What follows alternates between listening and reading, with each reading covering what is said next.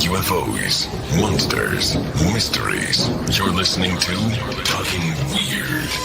And now, from a cabin deep in the Northwoods, your hosts, Dr. Dean Bertram and Jen Durrell.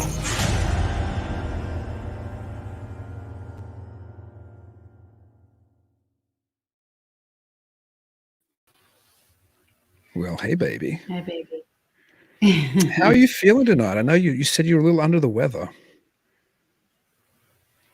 Yeah, I've been sick the last couple of days, so much I didn't go to work, which is like a big no-no. But I thought maybe I had COVID because Wyatt has been exposed.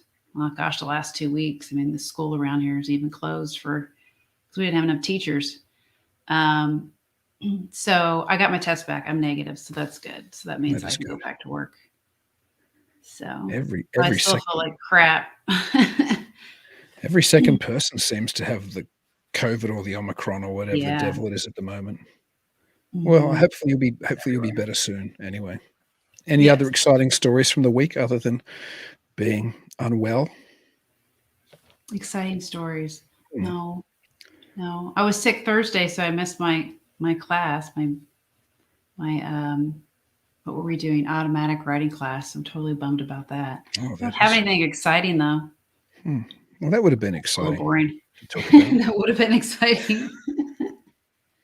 I got to fanboy out. I was about to say I got to fanboy out a little bit this week. I was talking to the very lovely Doug Hychek not that long ago on the phone, and most people probably know he's the creator and producer, and also I think he directed some episodes of Monster Quest and various other type television and films in that kind of documentary genre space. And Monster Quest is, I've long thought it's probably one of the two best shows of that nature ever made. The other one is In Search of with Leonard Nimoy. Both of those films or both of those series you can watch again and again and again.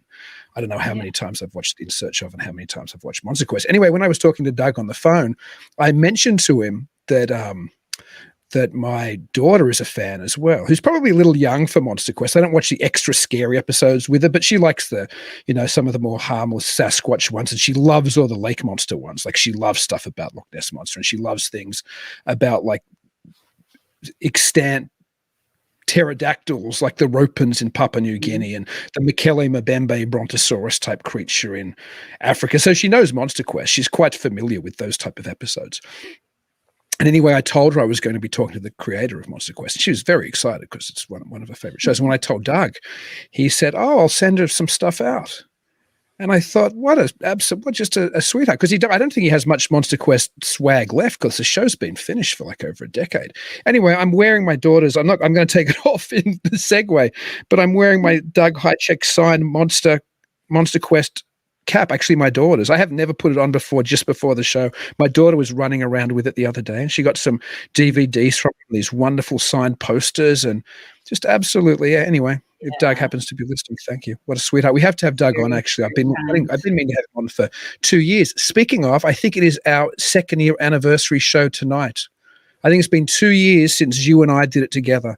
I think I did the first one with just Zelia Edgar. I just had a guest on because she was sick. Oh, yeah, and then the second one, which I think is 2 years from tonight, was the first time we did the show together. Oh, well, yeah, it is. Yeah. So happy 2 year. Yeah. Happy 2 year Talking Weird anniversary. Hey. And we have an awesome guest who's a return guest tonight, actually. So I'm so glad to have her because she feels almost like a friend. I like her so much. She's the owner of the famous Bellaire House in Ohio. She's a profound psychic medium and a metaphysician who has helped many people with various life obstacles and traumatic paranormal experiences.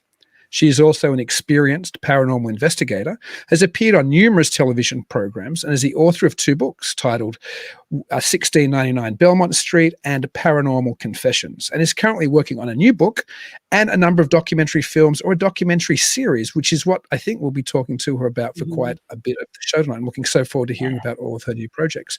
Anyway, I'm delighted to welcome back to the show Kristen Lee.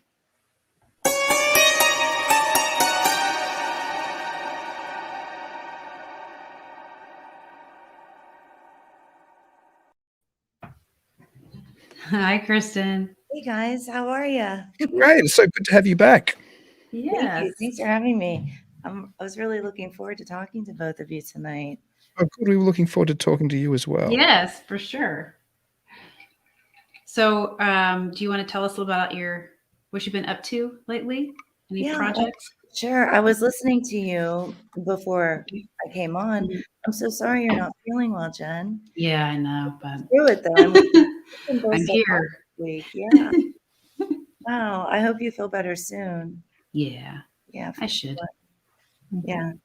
So anyway, gosh, I'm doing so much. It feels good to say that. It really does. Yeah. I was in a slump there probably from last summer, and then I had to go through some cleansings for an attachment that I received at the Bellaire House, and then it just psychologically, I mean, it was actually paranormal. Paranormal part really happened, but then I felt like I needed to go lay on a beach and let the water come up to my toes for like 3 days to get over that. And I did, that was tough. But, without the darkness, there is no light. And I'm so happy to say I'm standing in the light now. So everything's pretty cool. I had a good friend come over and work with me. She's a Reiki master, and I feel very balanced, very, very balanced. And so the strangest things happen in the paranormal industry, like when we're investigating and then outside of it, right? Mm-hmm. But the coolest thing happened, man. You know what I'm saying? Like, so, we're still not even sure what year it was. We're still, like, as a team, we're debating what year did we start investigating the Bellaire House? I know January 9th was the date. And I believe it was 2009 is when OVPRI, Ohio Valley Paranormal Researchers, actually came to Bellaire to investigate the Bellaire House oh gosh, this would have been maybe the 7th or 8th time. Okay. So, and we had put thousands of hours into studying what the heck was going on in my house, because I don't want 2 or 3 answers and then you're out the door and you get content. No, they stayed and they helped me work it out. And that is what I saw what was wrong with some content that I was seeing online. Paranormal teams go in, they just want the clicks and the views and the like and the monetize, and they leave businesses and families just like with no answers, right? Yeah. And I didn't experience it like that as a residential homeowner. So OVPRI like set the high standards for me with ethics of paranormal research and investigation. So anyway, I started to manifest, I just want to do my own film. I need a director of photography. And for years and years and years and years, I searched and searched and searched. And then a few people came through because I had posted, hey, I want to do a long-term project at the Bellaire House. And then none of that worked out. But I wasn't discouraged. I was like, well, I've got the book to write and I've got this and this and this. And then one day, Mike McAllister, the founder of OVPRI, well, him and his wife founded it. He called and he said, hey, I want to come back in the field. And I said, get the heck out of here. Because he had left the field for all of these years. He had the Bellaire House, and then he had just a few more cases after that. And he said, I need a break. And like he went on sabbatical for over a decade. He had never stepped foot in the Bellaire House since then. But then we had some pretty famous YouTubers come in, and his kids were big fans of them. So they wanted to meet them, and he was going to be in town. And the only problem was he had to step foot in the Bellaire House for the first time. And he was very apprehensive about that. And he'd come in the night before and tried to get him to go in. He wouldn't go in. But the next night, it was time because it was showtime, and he went in and he actually told his story on this series that they're going to be putting out, like from then until now. And I thought it was so profound. So then after all of that happened, he said he wanted to form a team, and the original team members that were at the Bellaire House, and they wanted to bring me on as their team member. So we decided to call ourselves Resurrection Paranormal because, they resurrected. They're finally alive. So to hang out with the dead. Yeah. So, I've been, gosh, there's so much. There's just so many cool things that are going on. So prior to that, I had been working with Bellaire businesses because I had received phone calls and information to come to some of the local businesses in Bellaire, Ohio. One being on the same block as the Bellaire House. It's called the Escape Zone. One night, her name is Cindy. She owns the business. She said, "I'm so spooked. I'm so scared. I just heard something say my name, and I want you to come down." And I was like, "Let me check the team in real quick, and I'll be down in just as soon as I'm done checking in the team." And she was very shaken. So, we had investigated that building before she turned it into the escape zone, and we did make contact with some spirits, but it was lower energy. So we didn't think that it was a threat. We were able to identify what it was, and then we just let it be for years. But then this was different. When she was going home, her TV would turn on and off by itself. That really scared her. And we know that if a spirit is trying to come through and they have lower energy, that television energy, like fish tank, honest to goodness, like an EM pump, the vibration of the fish tank, the motor in it or whatever you call it. I mean, that does attract spirits. It truly does. I mean, it's the Maverick way of doing it, but it happens. So anyway, she had all of that stuff going on. And I did a documentary with Paranormal Quest. And then I told Mike, I said, why don't we investigate Bellaire first? I need help with this first, and let's do that. So we started the Escape Zone, and the episode is still in post-production, but it should be out probably in 2 Saturdays is what we're thinking. And he wants to put it out for sure. So I think it's going to be cool. I've seen it. The data that came through is there was maybe 20 minutes of downtime from data collection during the whole investigation. It was really, really active, a lot of intelligent responses. A door open. In the beginning of the teaser, you hear me scream, "The door open, holy cow, the door open." And it was very dramatic, but it wasn't staged. It wasn't acting. Like, we were really taken by surprise. And I can be dramatic when first of all, I feel like I'm screaming through the whole episode. I swear to God. Right? Because we had the amplifier. Well, okay, the portals made of guitar amps, and you can turn it up and just like Hendrix, right? So we had it over in the corner, and it was so loud, right?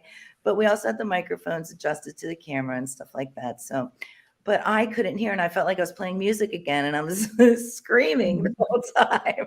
And there's no way to turn that down, but that's the only, thing that I think next time, I'll know better, right?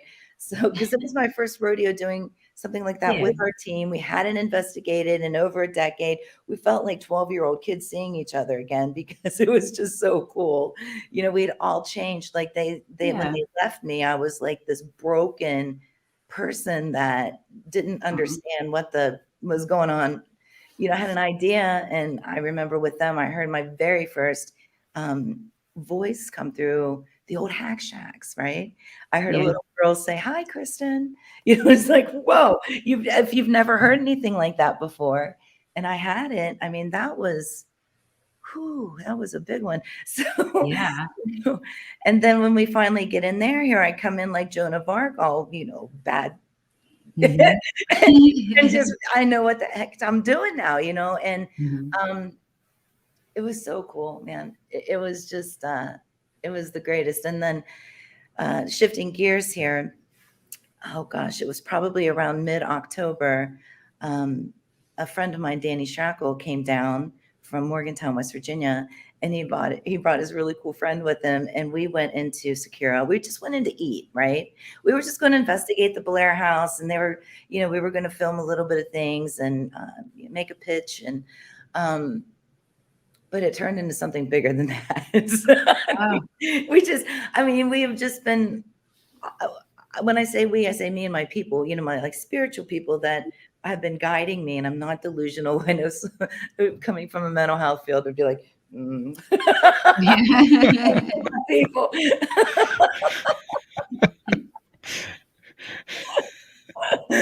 Oh, good Lord, help me.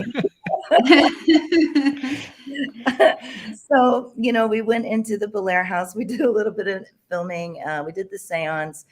One thing about the Bellaire House is always back up your data before you go, because that whole seance is gone from it's just gone.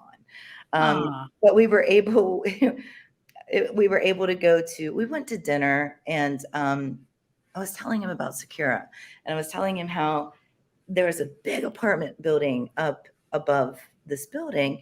Okay, so it used to be the old Riga's restaurant, and then they retired, and then it sat empty for a couple of years, and then another restaurant opened up.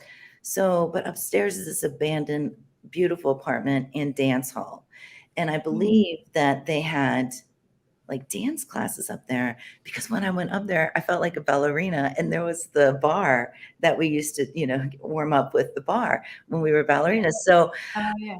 and then there was a huge stage. It was that part of it looked like, a dance studio. And I know because I researched a little bit, one of the owners, Rosalie, actually was a rockette. It was a big article, front page of the paper back in the day in Bellaire. And I thought that was so cool. So then that made sense why that was up there. So my gosh, the activity in that building is so intelligent. It's so on point. It is right off the rip. We're standing there just trying to figure out, okay, what best angles do we need? And we have the portal going, and Danny's like, how many spirits are here? And like 5, 4, 3, 2, and this is 1. Like 4-second delay, and it sounded like, from even clipping and putting things together with the audio and the video, it sounds so much like there's maybe a 3 or 4-second delay with every response, which made me start to think, is that, I know there's no time and there's no space, but is that time and space? You know what I mean? Yeah. Like, how do you Makes sense. calculate that, right? Mhm. So, and now I'm wondering if that's like different levels, different dimensions that they're speaking to us, but there's a delay before we hear them. Yeah. I don't know, but yeah, I'm very excited about the documentary. I'm calling it My Haunted Journey, because it's going to be based in Bellaire, and it'll probably be just like a little docuseries. I don't think it's going to go past maybe six little episodes, and it might take me, a whole year to get that done, but I'm going to do it. I'm finally going to do it because I really want to do it, and they need help. And I've got some friends that are on the Bellaire Police Department, and they're helping too. The chief of police has led me to 2 cases in Bellaire. One case is, I don't want to talk about it right now because I want to show it. You know what I mean? I just don't want to talk about it. But my God, wait till you see it. And then another one is a murder case that happened in Bellaire that was in the Bellaire House. Oh my God, what a crazy life I live, man. Some people would never believe, or they would lock me up, or they would never believe me. I mean, because the stories that we have coming out of the Bellaire House are just remarkable, amazing, shocking, sometimes very hard to believe. How did that happen? But it happens. So the one case, listen to the synchronicity and how spirit leads you. This is exactly what's going on here. 2 nurses from New York come in a lot to the Bellaire House. And when we bring in our friend Sherry, the 4 of us get crazy communication, afterlife communication. And about May timeframe, when Ohio finally opened back up, they came in and they kept hearing Dave. Dave wanted to talk to them. And they would hear it, but I would be at home, like feeding the cats or doing something. And then when I go back, there was Dave, and you can hear Dave being said.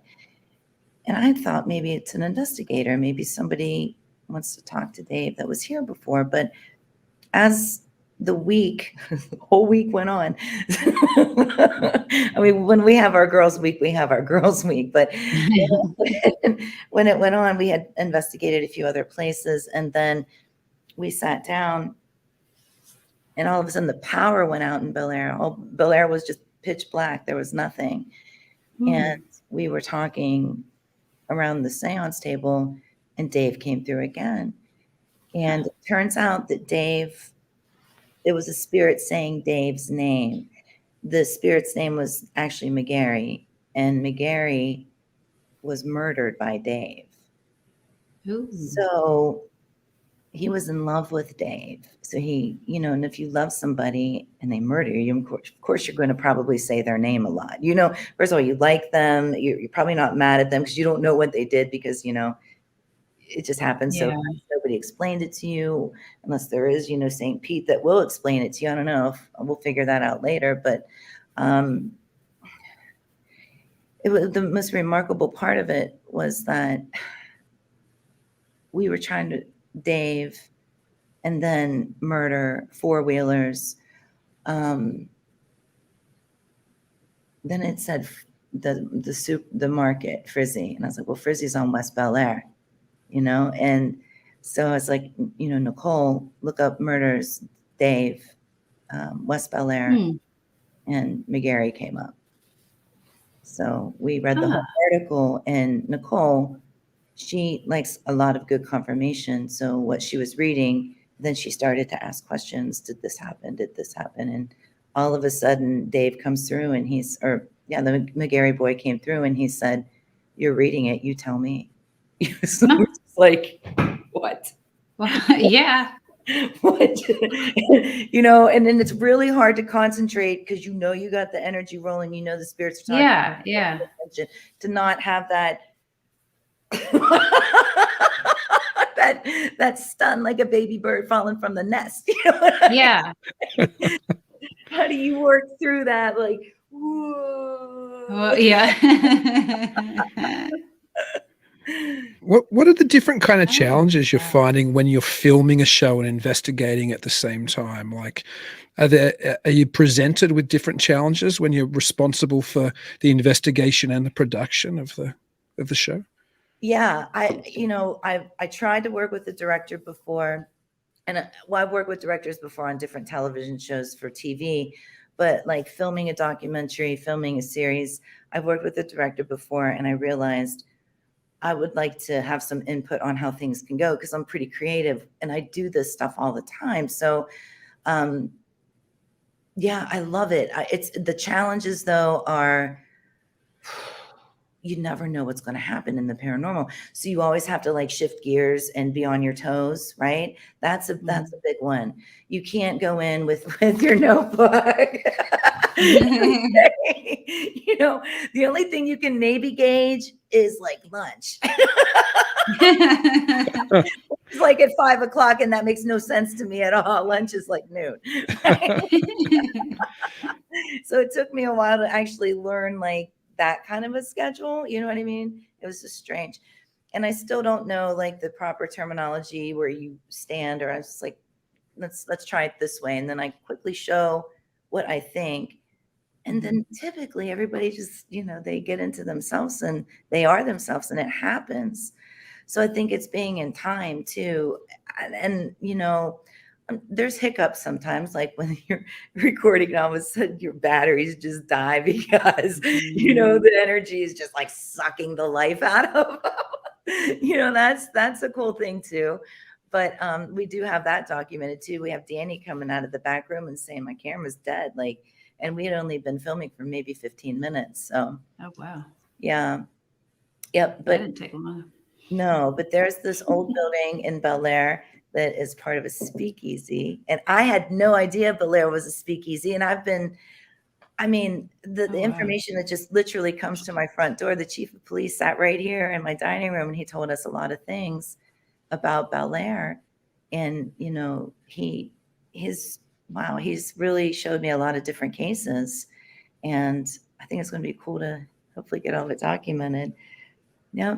But yeah, it's just, Mike is holding or Cody on our team is holding the camera. Mike's holding the camera. We're all just like shifting it because at this point we have one camera because we're just starting, Mhm. but the film isn't probably, if I'm going to scale the data on a scale of 1 to 10, I'm going with 100% a 10.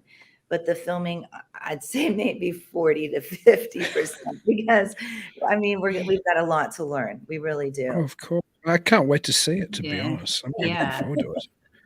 Yeah. Here's a question for you too, which is it's something I think about, but I don't know if I've ever asked somebody who's in the industry of both making productions and also an investigator, because I always suspect there's a level of subjectivity. That doesn't mean there isn't a phenomenon, but I suspect there's some kind of interaction. Do you find when you're filming an actual production as opposed to doing just a standard investigation, which isn't being filmed for TV or for posterity or for anything else, do you think that the phenomenon or the spirits behave differently when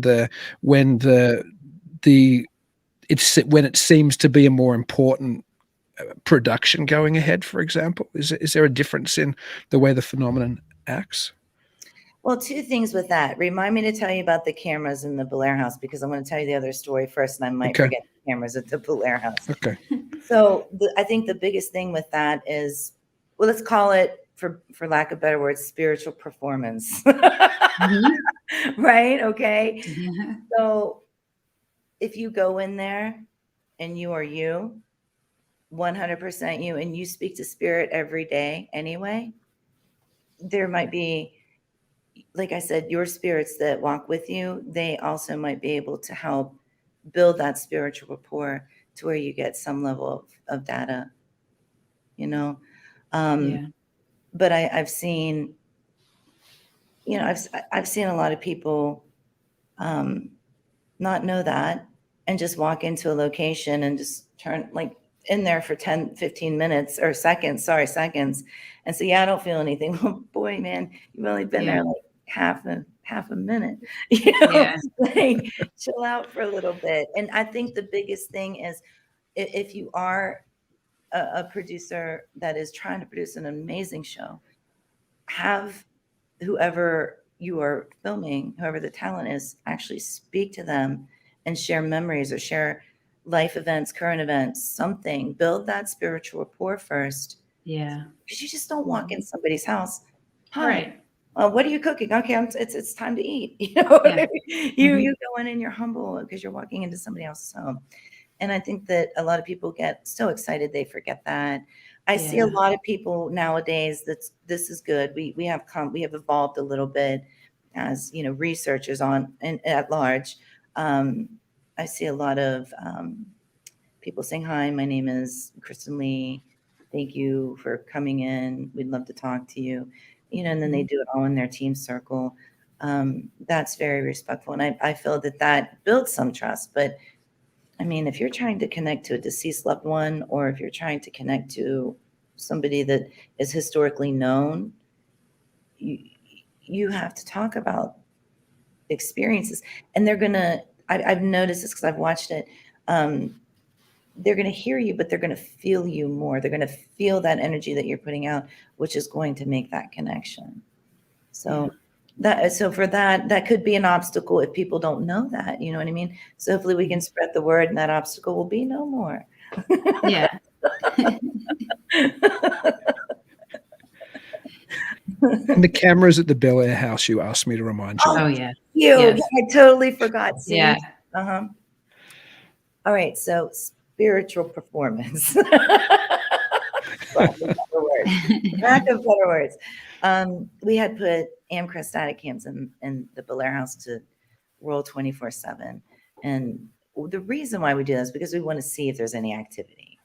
And I'm going to tell you what, it took about a year and a half for us to actually see activity happen on those cameras. But there was a team that came in there and they have a theory that the spirits aren't going to be as communicative if they know they're on camera. Yeah. I thought in my mind, you just don't want to be on camera. So let's go and unplug them. I get it. It's fine. But I mean, we want to keep them rolling because there was a team that was there a few times and with different teams a few times, and little things happen.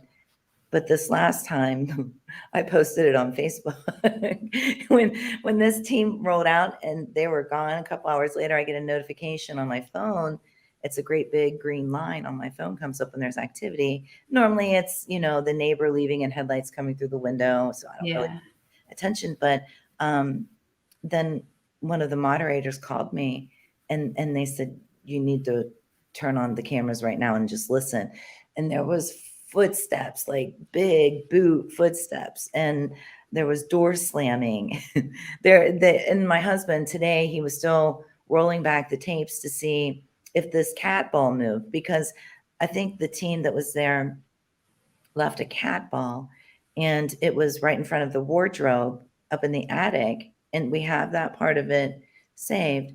But then Kat said it was gone and nobody was in there. No one. And, only one of the police officers has the code to get in case of emergencies, and he wasn't in there. So, and then when I went today, there was only cat prints in the snow. So there was absolutely nobody in there. But that happened. And I mean, Kat Lang, I notified her and she continued to watch it, and she heard things happening up on the second floor. Just like, and I remember after I left the house, we went in months later because it was still abandoned. And we went in just to grab a few things, and we heard footsteps up in the second floor, and we just left everything and we didn't look back at that time. But yeah, that was that's what's going on again. It's it has its highs and its lows. The house does, the energy does. I mean, you don't know. That is one thing I will never, ever, ever be able to predict is what's going to happen in the Bellaire house. You just don't know. Yeah.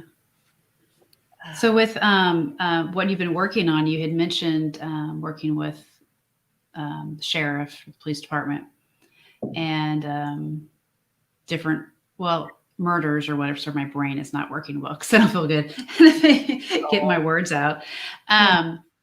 So are you doing any kind of psychic reading for them to help with finding, or helping with the case or anything like that? Or I know what you mean. I don't think I'm calling it psychic. I know what you mean. Yeah, but I don't think I'm calling it psychic though, because it's really paranormal investigation, but that intuition and that psychicism comes out anyway. Yeah. But and if I would, I mean, I'm going to use it for sure, but I don't think I'm just paranormal investigator at this point. I want to investigate what's going on because that's my job. That's what they asked me to do. But if the psychic stuff comes through, I'm not going to ignore it. I'll definitely see it through. But yeah, they asked me to come in as an investigator. So I think that's pretty cool. Yeah.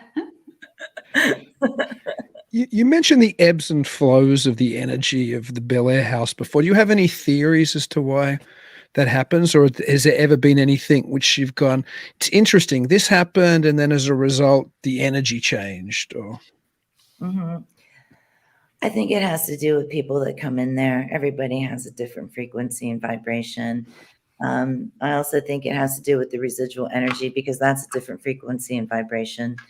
I also believe wholeheartedly that because of the ley line, the Bellaire house is a paranormal playground where spirits come and go.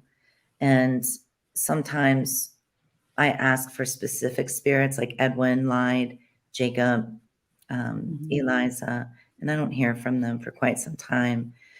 And then I'll remember to ask again, because sometimes you start to think, well, maybe they just transitioned. Maybe they finally did leave. Who knows? But then they come back. So then that's happened a handful of times, right? And so then I realized that maybe spirit can travel. So I'm still working on that part of my research to collect enough data to support it, but it does amp up. Like if people are in there and they're doing things they're not supposed to be doing, and remember, I'm very connected to that house, and if I don't like what they're doing, and I'm not and I kind of get very angry. That really, I have to like really watch how I feel, because I'm so connected to that house that I think sometimes maybe I am the storm sometimes to that.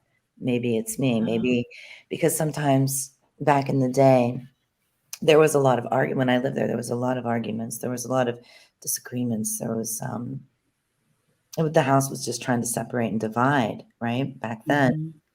But I noticed that it amps up when people are fighting, when there's negative energy. I've watched teams come in happy as can be for years, and then all of a sudden they hate each other and they're all scattered. I've seen that several times, and I don't think it's just the Bellaire House. I think, well, there was when a show came into film, one of the crew, he quit after the Bellaire House. He's like, I'm done. It was like that was the last straw. But the paranormal field of study and the energies that we embrace and sometimes try to refrain, they do affect us physiologically. And when you get all these people and we're all thinking in a different headspace, and maybe this person's on this medicine or this person's not well and this person's not feeling, it's like all this different melting pot of all of this. It can just go all night long. And then there's people that go in there and they're, like I said, they walk in 15 seconds later.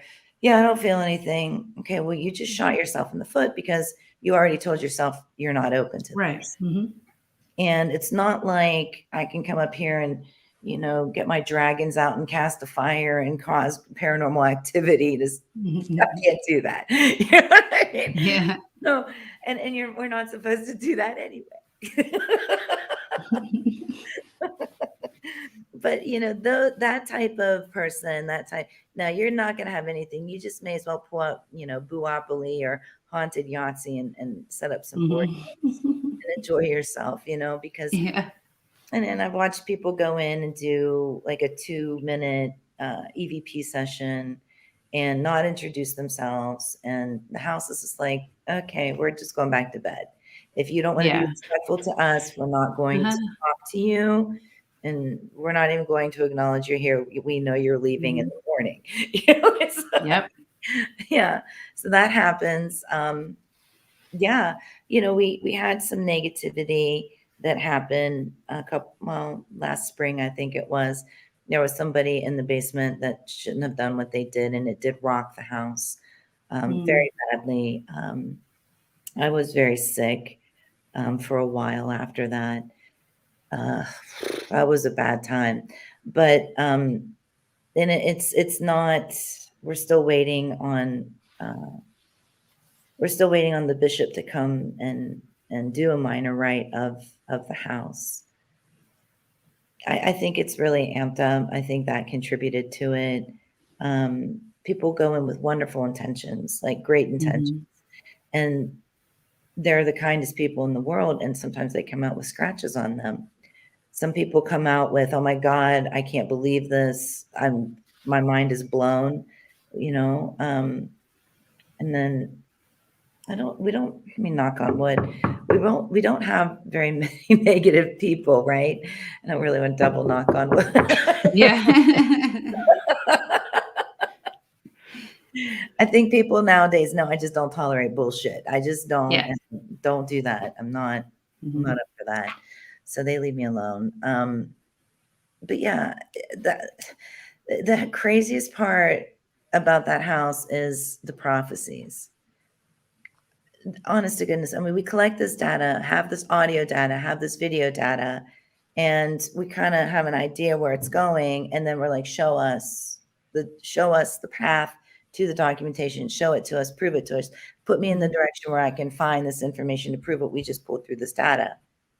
And it's not reaching. It isn't. It's like in print, like the Underground Railroad. I remember I spoke to different spirits in the house that said they were enslaved people. And I knew it from my gut. I knew it, but we had no documentation to prove it. And I asked to be shown. And I had a map come in with the Underground Railroad red line going through Bellaire.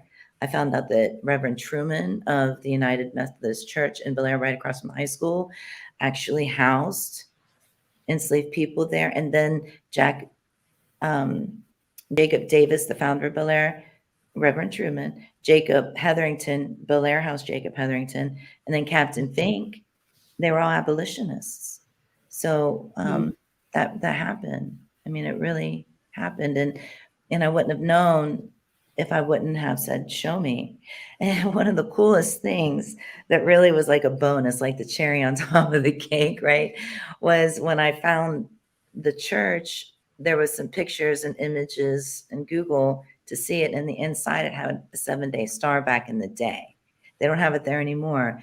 Back in the day, they had that 7-day star, and that's a planetary magic star. And I always loved that. That was such a sacred symbol to me. And I still pray in certain hours, and things like that. That part will never, ever leave me. But yeah, I mean, it's cool. The confirmations and like the bold confirmations, you know what I mean? They're not like, oh yeah, I thought of a blue pen last Tuesday and boom, here's a blue pen. Yeah. Yeah.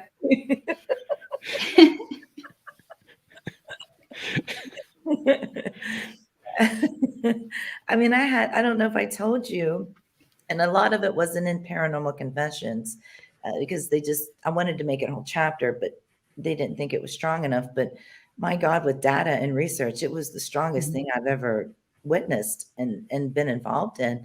There was an actual spirit that came through the Bellaire House on a super full blood blue New Year's Eve. I can't remember what year that was. We'd have to look all this up to get the year, but it happened that night.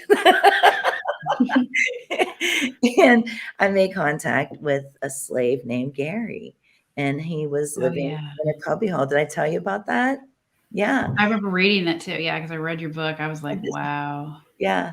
So, I mean, that was a big one. The Dave thing was the second big one. Learning about, just learning about higher beings, being able to connect to the star people, and then learning like 6 months later, the star people was what the Cherokee, Native American Cherokee tribe would call their people that they pray to, their gods. And realizing where Bellaire has the chieftain Cherokee mascot. It's come on, guys, don't get any clearer than that. I'm not reaching, right? Like, please tell me if I will accept it. I trust you guys. No, I don't think so. Can you tell us a little bit about and if you don't want to, that's fine. Can you tell us a little bit about your attachment and how you got rid of it? Yeah. I'm going to tiptoe around it, but yes, so there's certain things I can't talk about, but it was a left-hand practitioner in the basement that did a ritual that I don't think anybody knew he was going to do. I have in writing that we were going to do a spirit house. Well, everybody knew I scored this awesome dollhouse and I blinged it out with REM pods and K2s in every window, right? So that's what I thought we were going to do, was go, in the Emily Davis room and try to connect with Emily Davis, the child spirit. Well, the child spirit, we don't know if she is or not, but we know it likes pretty colors. So that didn't happen. It just didn't happen. Basement, full circle, called in demons, using the theme. And I was just like, I wasn't sure what to do. I really wasn't sure what to do. I didn't know how to move at that point. I really didn't. Then I was called over to stand beside him and communicate in real time to spirits with him. And I didn't know of those kinds of daemons. I mean, I knew about them, but I didn't know of them. And they were actually speaking to him. It wasn't by chance. It wasn't a DJ. He was asking specific demonic questions, and they were coming back and specifically responding to him. And then I just knew it was bad news. And I started to call in my mind to San Miguel, our archangel. And through the portal, it said, St. Michael. I was like, oh, thank God. I was like, my dude is here. God, he's right here. We're good. And then the practitioner looked at me and he says, he's got to go. And I said, no. I said, he's part of the Bellaire House. He will not go. He stands with me. And he said, well, his brothers are here and they hate each other. Do you want a spiritual bloodbath? And I've got 6 little girls over here. I got a whole cast and crew. And he's started a spiritual war in my basement. And I let it happen. Good grief. So I didn't want it to happen, but I wasn't a bitch then, and I am now. Anybody ever tries that shit in my house again, they're getting my boot up their ass. Yeah. I know better now. But so he left. And before he left, the director walks over and says, do you do blood rituals? And I'm like, no. And I said that. I said, we don't do that in this house. We will not do that. And I ended up walking away because she provoked him to do it. And then he had stated that he put the spirit that was taunting the Bellaire House the most, he would not tell me who it was, inside of this thermos with his blood over it. And then he sealed it and said that he would let it out when he came back. What? Yeah. So the next night, demonologist Sean Austin comes in. He's Catholic. Yeah. Against Christ. Didn't like that part either. There's a lot I didn't like about this production, and I didn't sign any kind of contracts, nothing, not even a talent contract or location contract, so I can talk about whatever the heck I want to. So I'm just talking about my experiences, but Sean is a very, very dear friend of mine. I've worked with Sean for years, and we were down in the basement investigating, and demon was coming out. Those demons' names were coming out, and Sean and I continued to investigate. Later on, we went to the back part of the basement, and everybody started to smell sulfur. I didn't smell anything, but everybody swore up and down they were. Everybody started to taste like they were in a subway, like urine and feces. They said they tasted that. I didn't taste anything. Then everybody, was rapid. We were slowing down, and out of like straight ahead of me, like this, something, dirt, sand. I thought it was the ceiling. Just got in my eyes, both of my eyes. It's like something had thrown it at me and just blinded me, and I couldn't smell, I couldn't taste, then I couldn't see. So, and everybody left. I was just like, I can't see, guys. Yeah. I think they thought I was acting, because that's what sometimes talent does. And I don't do that. Like, I'm very real with just being in that moment. But then I heard a little voice say, I'm here. Because I was like, is anybody with me? Not even like dead people. I meant like, person with a pulse. Right. Get up and step. And then, this girl said, I'm here, but I'm holding like a $5,000 piece of equipment. I don't want to move. And I'm like, I started to panic and I started screaming for Mike Simpson to come and help me. And he did. When I got upstairs, it was completely gray. I was flushing my eyes out. There's nothing in my eyes. Nothing was in my eyes. So then I came home and I woke up the next morning. I had no voice, and it felt like somebody had put like a nail stake in the back of my shoulder blade. I thought I had COVID. I had a home test here and I took it and it said it was negative, but I thought I had COVID. That's how bad it was. So finally that whole ordeal was done. It was done on Mother's Day. And it was the best day of my life. But I started to become very, very depressed, and I started to become very irritable. And I was very short fused. I just wasn't myself.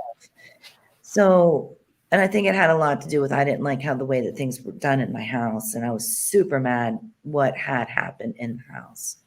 And I was so mad, I started to hate the director so much for other reasons too. But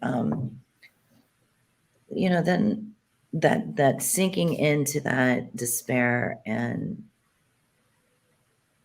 just questioning why do you even want to be here? You're not needed here. I kept hearing, it's just this life. There's another life. Come on. There's more. And it was awful. One very, very tragic night, I received a phone call from Bishop James Long, and we ended up talking on the phone together for hours. And he had sent me the prayer of deliverance and stuff like that. And we had said the prayer of deliverance in the Bellaire House with Sean Austin, but I hadn't fully said it. I participated in it. But then I did say it. I took time for myself, and I really connected to that. And I asked him, I said, I can't stop my psychic work. I said, because I have to help the most people, and I got to put food on the table. So, I can't stop that. So, in the prayer of deliverance says, no this, no this, no this, no this, no this, no this. Yeah. You're not even allowed to sing hallelujah on Tuesday sometimes. It's that strict. But then I spoke with Sean, and he said, just as long as you have the good intention, and as long as your heart is pure, and as long as you stop, cult, witchcraft, all of this stuff, just let all of that go. Just keep the knowledge, educate, of course, but there's no reason to do that anymore because you're choosing the other side. And and I'm not saying that witchcraft is Satanism. Please don't ever think that. If anybody thinks that, that's not what I'm saying. But that was a big jump for me too. So then adjusting to not waking up in the morning and meditating with Yamaya Nabatala, it's like, what do I do now? I mean, like now I have to build this rapport with, but the cool part was the saints. I already knew about the saints, because I've always worked with them. So I spent a lot more time with them, but that was a major change too. But I think that what was going on and what was really happening was the old was being let go, like that transformation had started. And I'm not thankful I got that attachment. I'm not one bit. I had to have 4 Reiki sessions to get it out. And then the third one, it was awful because one of the light bulbs exploded while she was working on me. We had light bulb glass all over us. That was not fun at all. Thank God my eyes were closed. But yeah, I mean, it wasn't no fun.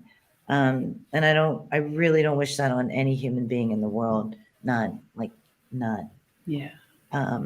Yeah. So, I mean, there was a lot that had to be done. I'd gotten sloppy. I did, I know better than to eat meat and go into an investigation, but I didn't look at it as a full investigation because there was other components into it. It was like an investigative production, right? So I wasn't going into it with the mindset of what I was taught by my elders that are witches. Like I said, I didn't come home and kosher salt right away. I didn't wear, I mean, I wore my iron, no doubt I wore my iron, but I didn't wear all of my protective stuff, my amulets. And some people say, that's just positive reinforcement. That's just, something that's going to help you. No, those things metaphysically truly help you. That's not a joke.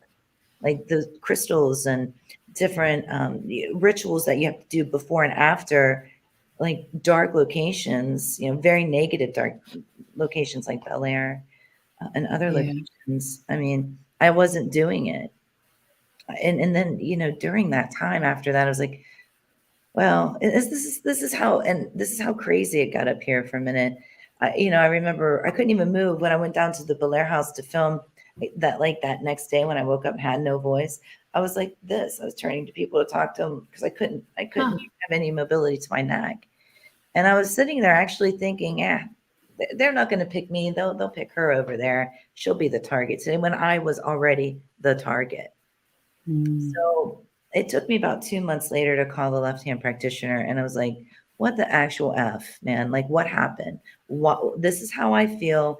I think this is the reason why. What can you tell me? It was a very professional, kind conversation. I didn't rip his head off or anything like that, because I still consider him someone that I would go to if I needed to have questions answered about Luciferian left-hand practitioner, Satanism. I mean, he knows a lot of people. So he told me that because I didn't choose the side and I let it happen in my house, that it was a war and I was the target. And then he started asking me, do you feel like this? Do you feel like this? Do you feel like this? And all these different things, symptomology. And he was right. And that's exactly what happened. So, that was different because I feel like they're still there. There's been investigators that have gone down to the basement. I don't even go down there. I haven't been down there since May. I have no reason to go down there. I have no idea what it looks like. I don't care. Yeah. I warn people. I say, you might not want to go down there. And then they're intrigued even more. And I'm just trying to warn them, there's a lady that sent me pictures. She had a dark black and blue bruises, like this, like something grabbed the inside of her thighs. Gosh. They didn't make it the night. They left that night. They left. I think I stayed with them until midnight, and then they left maybe 2 o'clock in the morning, 2 or 3 o'clock in the morning. Yeah. That's some scary stuff. Mm. You mentioned the meat, and it made me think of when we had Dave Spinks on, and I had read his book, and they had mentioned that. And I remember him talking about that too. And it's something I had never really thought about before, not eating meat before you go in to investigation. Yeah, that's true. Lori Bruno in Salem, Mass taught me that years and years and years ago, probably in my 30s. She said that definitely no red meat, fish, maybe chicken if you have no choice, but no red meat at all. There's, first of all, there's a hint of blood in the meat. The blood's there. I don't care how it's packaged, it's there. And then the death, the traumatic part of the death, if you're a cow, you're getting shot in the head with, just awful. And then that sudden impact of the death is residual energy. Then when you go into a very negative, inhuman location, I believe strongly that it's about bloodlines, but I'll get into that later if you want me to. But you go into that and you have that and you're menstruating, you're done. Like, in you, because you're done. And it's just the spirits pick up on that, and you become that first target. You truly do. There's no question about it. I've seen it happen over and over again. I was so surprised when I met Bishop James Long and Kat Lang for the very first time. Kat was like, yeah, we were up at the Highlands and I had a porterhouse. And I'm like, ooh, no. And a couple hours later, she was screaming headache. Oh, no. But she knew how to get rid of that. she knew what to do. Sometimes you just have to ride that wave. And I've seen a lot of people have to ride that wave. And that's why I just don't do it. But I did, I would eat a hamburger. I would. And I'd go in the Bellaire House. Yeah. Take a shower. Oh, the kosher salt's by the hot tub. I'll get it tomorrow. You know what I mean? You don't do that. Like if you're going to walk this walk, you better do it the right way. Mm-hmm. So I did get sloppy, and I'm totally 100% accountable for it. I wasn't even cleaning my protection. It's like just Yeah. Give me detention. But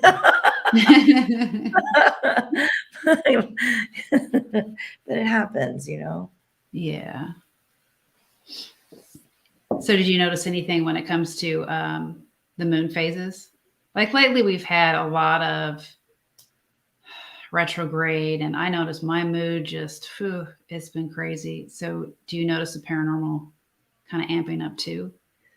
Well, I think the paranormal is amping up. I'm even seeing other locations like the Octagon Hall, Bear's Place. He posted a video a couple days ago of a door, like in the nursery, I believe it was, closing by itself. So, and then we had that happen at the escape room. We had it open. I locked it. I know I locked it.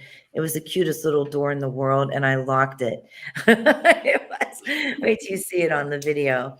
But it opened, and with the second camera, like a little cell phone camera that I had, with the angle that we were filming in that way, you see it clearly open. Like you can see the space, but with the first camera, you can just see it like come out a little bit. But the second part of it, you see all of it. Wow.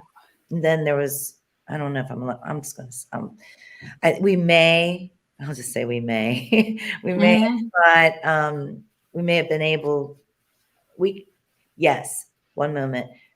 We think that we may have caught a child apparition run through the spindles on the bottom level of the steps. Like there's the flat part and here's the spindles. You can actually see, well, we think maybe perhaps it is a child spirit that's running through the spindles. Oh, wow. Yeah, I didn't catch that one.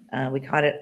We caught that. We put a camera in the corner of the front door on a trail cam, and Mike's wife, Amanda, was going through that footage, and I woke up to seeing a text message from like 3 o'clock in the morning when I guess they were celebrating, and I was fast asleep.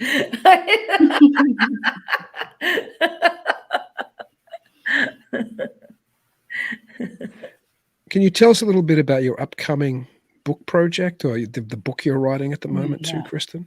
Yeah, I like this one. I think the direction in right now is large. I still have to speak with Judica, with Wiser Publishing, see how we want to piece it together. My proposal was psychic hotlines, okay? And then, being the top. Back in the day when I used to play music in the 90s, there was this really cool, awesome book. It was called All Access to the Unsigned Musician, right? So, I mean, that book was like my Bible, and it was a great guide. So I wanted to build a psychic guide, and I would love to call it All Access to the Unsigned Psychic, but I can't do that, right? So we got to come up with a better name, but that's what I call it, but we're not going to call it that because that's copyright infringement. But, it goes in from actually being a psychic, how to fill out your application, what to do for your bio, how to pass the audition, tips to pass the audition, what hours to work, how to deal with this type of client, what categories you should be in, differences between types of tools that you use, different types of psychic you can be, mediumship, past life regression, pet psychics. What a burned out psychic. What do you do? How do you unwind? Like, I mean, and it goes on and on and on and on. So Judica's like, she loves the idea. We're definitely trying to figure out how we're going to piece it together. But I'm excited about that because, again, I get to step out of that paranormal role for a minute and go into the psychic part to educate to the best of my knowledge and hopefully help people, and then talk back in the paranormal. So it's just like I'm hippity hopping in. One girl told me back in the day, I don't think she liked me too much. She said, "You flip flop around like Peter Rabbit." Thank you, because I do. That's how I get the job done. Yeah. Well, we'll have to get you back on, Kristen, when some of these projects drop or are about to, because I'm sure we could keep talking to you for hours. But in the meantime, how do people get a hold of you and see what you're up to? Like, can you give us some URLs or some sites they can look at? Sure. Yeah. Our YouTube page for our team is Resurrection Paranormal. It has a hand coming out of the grave. Then I'm on TikTok. It's Paracat999 and BellaireHouseTours.com. And then on Facebook, Bellaire House Tours. I think that's it. That's fantastic. You were wonderful to chat to as always. So yeah, let's get you back on soon. And until then, keep it weird. Keep it weird. Thank you for joining us tonight. If you're interested in checking out more episodes, you can find us at talkingweird.com. If you haven't already, please like the show on Facebook, Twitter, and Instagram at Talking Weird Podcast. Make sure you never miss an episode by subscribing to Talking Weird. We're available on most podcast platforms and YouTube. And if you do enjoy the show, please leave us a review. Dean and I would really appreciate it. Until then, stay safe and keep